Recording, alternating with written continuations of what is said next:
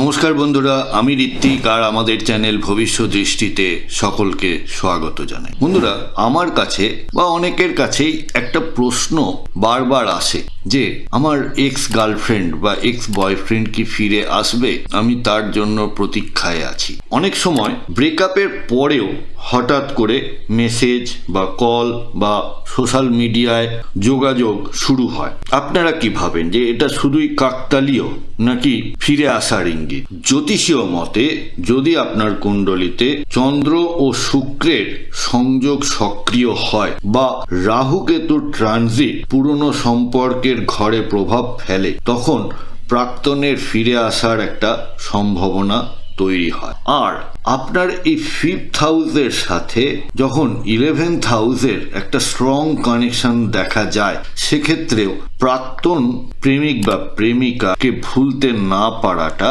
দেখতে পাওয়া যায়।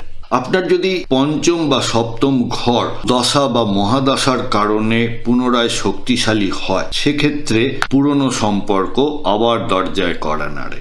তবে একটা জিনিস কিন্তু আপনারা মাথায় রাখবেন, সেটা হলো ফিরে আসা মানেই সব কিছু ঠিক হয়ে যাওয়ার নয়। প্রশ্ন হলো যে কারণের জন্য আপনাদের বিচ্ছেদটা হয়েছিল, সেই কারণটা কি সরে গেছে?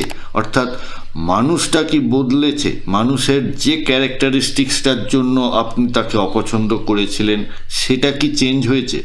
এটা একবার দেখে নেবেন। আপনিও যদি কেরিয়ার বা রিলেশনশিপ বা যে কোনো সমস্যায় ভুক্তভোগী হয়ে থাকেন, তাহলে জ্যোতিষীয় পরামর্শের জন্য ভবিষ্যৎ দৃষ্টির সাথে যোগাযোগ করতে পারেন।